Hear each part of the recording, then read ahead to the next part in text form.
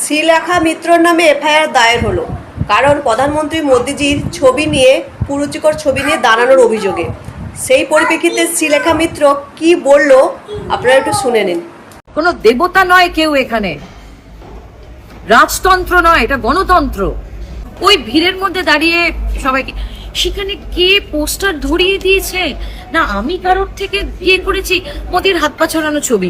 আমি কিন্তু হিন্দু, আমি কিন্তু ভারতীয়, আমি কিন্তু দেশদ্রোহী নই, আমি কিন্তু as Indian as any citizen of our country. সুতরাং আমার কাছে পুজো, আমি এদের সেবার মধ্যে আমার পুজো। সুতরাং এরা আমাকে সব জায়গা থেকে প্রোটেক্ট করে রাখে, আর আমি অকুত ভয় যা হবে লড়কে জিত লেঙ্গে। ভয় পাও যে তোমার নামে যে দুদিন পর পরই থানায় ইয়ে হচ্ছে, সোনারপুর, আনন্দপুর, সব থানায়, আনন্দপুর, সোনারপুর, বারুইপুর, তোমরা এত মেল জেনিটালস নিয়ে এত তোমরা মানে আর আমাকে যখন ডেথ থ্রেট আসছে, আমাকে যখন নেমস কলিং করা হচ্ছে, আমাকে যখন ওই পাড়ার মেয়েদের বলা হচ্ছে, আমার ওই পাড়ার মেয়েদের সম্পর্কে আমার হাইয়েস্ট রিগার্ড। কিন্তু আমার যদি সত্যি ওইটা আমার প্রফেশন থাকতো, আমি বলতাম হ্যাঁ রে আমার এটা প্রফেশন, ঘোমটার নিচে খ্যামটা নাচি না আমি। তো তারপরে এইটা করাটা ইজ জায়েজ, কারণ আমার কোনো আমি কোনো পজিশন হোল্ড করছি না, আমি একজন সাধারণ মহিলা। এবার আমি একটা আমার ভিডিওতে বলেছিলাম, এই যে এখানে অনেকগুলো মেয়ে, বেশিরভাগ মেয়েরা দাঁড়িয়ে রয়েছে, আমি বলছি তোমরা যখন কোনো পুরুষের সাথে কথা বলো, তোমরা কি তার প্যান্টের চেনের দিকে খেয়াল করে কথা বলো? তোমরা কি তার জিপার দিকে তাকিয়ে কথা বলো? ওই ভিড়ে যখন পুলিশ লাঠি চার্জ করছে, জীবনে প্রথম এই পুলিশের লাঠি চার্জে আমি দৌড়চ্ছি, একবার ভাবলাম আমি কি বলবো, দেখুন আমি শ্রীলেখা মিত্র না, আমি তো এখানে ছাত্রদের যুবদের সাথে আন্দোলনে এসেছি, আমি কেন স্নিকারটা পরে এলাম না, এইসব ভাবছি। আমি দৌড়চ্ছি এবং যখন ওই জলের বোতল ফোতল ছুটছে, আমি বলছি ভাই ইনস্টিগেট কর রা হ্যায়, তুম লোক কুছ মত করো, কুছ মত করো। ওই ভিড়ের মধ্যে দাঁড়িয়ে সবাইকে সেখানে কে পোস্টার ধরিয়ে দিয়েছে না আমি কারোর থেকে বিয়ে করেছি, মোদির হাত পা ছড়ানো ছবি। ভাই আমার তার জেনিটালস এর দিকে চোখ যায়নি, চোখ যায় তারা যারা আমাকে অনবরত ডিএম করে চলে যাচ্ছে, বিভিন্ন নেম কলিং করছে, মানে চয়েসেস্ট অফ দ্য চয়েসেস শব্দ চয়ন করছে আমাকে এই করতে। তুমি যখন রেপ করছো, রেপ ভিকটিমের যারা মার্ডারার, যারা রেপিস্ট, তাদের গলায় মালা দিচ্ছ, তখন তোমাদের কিছু যায় আসে না, তখন তোমাদের লজ্জা সম্মান কিচ্ছু হয় না। আর আমি যখন একটা মিছিলের, এবং এইগুলো তো আমি বাড়ি থেকে পোস্টার বানিয়ে নিয়ে যাইনি, পোস্টারটা তো দিল্লির যন্তর মন্তর থেকে হয়েছে। একটা রানিং কোনো পোস্টার আমার হাতে এসছে, আমি পোস্টারটাকে এরকম করে দেখিও নি, আমার তো মনে হচ্ছে এটাও একটা ষড়যন্ত্র, আমার হাতে পোস্টারটা ধরিয়ে দেওয়াটাও একটা ষড়যন্ত্র।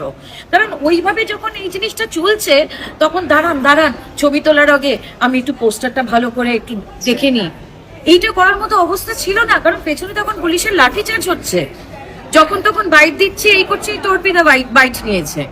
তো ওই পরিস্থিতি জানি কিরকম। আর আজকে ব্যাস হয়ে গেল। তার কারণ হচ্ছে যে দিল্লির মসনদটা না হিলে গেছে।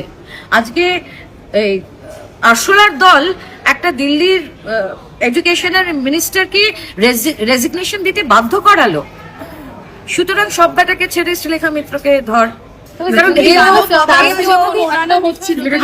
অন্যদের মতো ধুতির খোঁচা, আঁচলের তলা, এইগুলো শরণাপন্ন হতাম, তাহলে এই নিয়ে প্রশ্ন করা হতো না আমাকে।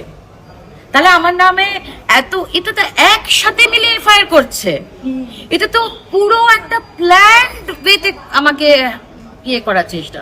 আমি বলেছি করুন না, অ্যারেস্ট করবেন তো। আমি একাই, যদি দলও না থাকে আমি একাই লড়বো, আমি আবার আন্দোলন করব, আমার তাতে কিছু যায় আসে না ভাই। কারণ আমার যেটা ঠিক মনে করি সেটা আমার ভোটটা সিপিএম কেই আমি দেবো সারা জীবন যতদিন বাঁচবো। আমার জায়গা এদিক ওদিক হয় না।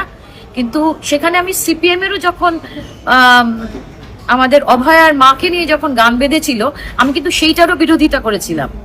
আমি সিপিএম এর রেড ভলেন্টিয়ার যখন কুকুরের এইটাও করেছিল, আমি তখনও তার বিরোধিতা করেছিলাম। আমার দল মত আমার কিন্তু আগে এরা, তারপর পার্টি, তারপর সবকিছু। সুতরাং কি করবেন, আমাকে আমার মৃত্যু ভয় নেই। কোথাও কি মনে হয় মৃত্যু ভয় কোথাও কি নিয়ে তুমি অপমান করেছো এটা বলা হয়েছে? এবার আমি সব বলে দিয়েছি, এবার আমার মুখের আর কোনো কিছু- তারকা বলে কি সূক্ষ্ম তোমাকে বারবার মানে টার্গেট করা হচ্ছে? কারণ পারি কদিন আগেই তুমি একটা ভিডিও শেয়ার করেছিলে, ভিডিওয়ে কথা বলেছিলে যে সেখানে তুমি একটা কমেন্ট করা হয়েছিল বাজেভাবে, কিন্তু তুমি বলেছিলে তোমার অনুরাগীরাই সেখানে তোমার হয়ে উত্তর দিয়ে আমার দিয়েছিল। আমার অনুরাগী জানি না, যারা আমার মতো সত্যি কথা বলে, সৎ পথে চলে। শোনো, যারা আমরা এই আন্দোলন করি এবং সঠিক ইতিহাসের সঠিকের পান্নায় থাকার না একটা লোভ আমার, যে আমি যখন চলে যাব, মরে যাব, লোকজন বলবে এই ভদ্রমহিলা না মানে যেটা ঠিক মনে করেছেন, যেটা নিজের লাভ না দেখে যেটা উনি ঠিক মনে করেছেন সেটা করেছেন। আমি যদি পোস্টারটা দেখতে পেতাম, আমার কি এই রুচি যে আমি এইটা এরকম করে দেখতাম আর গম্ভীর হয়ে, মানে ভীষণ সোবার গম্ভীর হয়ে আমি পোস্টারটা ধরে আছি?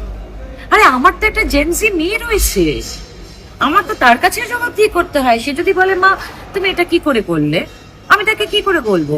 ওই ভিড়ে ওর মধ্যে ঘামের গন্ধ, লোকজন দৌড়চ্ছে, এই স্লোগান হচ্ছে, তখন আমি কি দাঁড়ান? আমি তো জানিই না ভাই, আমি তার আগে তোমাদের সবার মতো ইনস্টাগ্রামে রিল দেখে গেছি, এরকম যে একটা পোস্টার এক্সিট করে আমি তো সেটাই জানতাম না। কালো পতাকা যখন ওড়ানো হচ্ছিল তুমি কিন্তু তখনও থামিয়েছিলে। কালো পতাকা যখন ওড়ানো হচ্ছিল আমি তখনও সেটাকে বলেছি ভাই ন্যাশনাল ফ্ল্যাগের সাথে কালো পতাকা ওড়াস না। সুতরাং আমাকে যারা দেশদ্রোহী বলবে না, তারা আয়নার সামনে নিজেরা এটা আইনি পদক্ষেপ নেবে? ইন্ডিয়া মানে বিজেপি নয়, বিজেপি মানে ইন্ডিয়া নয়। We the people, by the people. আমাদের গণতান্ত্রিক অধিকার আছে, আমাদের সাংবিধানিক অধিকার আছে, আমাদের ইলেক্টেড লোকজনকে আমরা দিল্লিতে পৌঁছেছি। তুমি আমাদের হয়ে কথা বলবে, আমাদের হয়ে দেশ চালাবে 5 বছর? তুমি যদি না পারো, না সক্ষম হও, আমরাই আমাদের ভোট দিয়ে তোমাকে নামিয়ে আনবো। কোনো দেবতা নয় কেউ এখানে, রাজতন্ত্র নয়, এটা গণতন্ত্র। সুতরাং আর একটা প্রোটেস্ট যখন হয় না, প্রোটেস্টের ভাষা নানান রকম হয়। তাও আমি বলছি আমি এটা না জেনে হয়েছে। আমার মনে হয় যে আমার হাতে এটা ধরিয়ে দেওয়াটাই একটু ষড়যন্ত্র ছিল।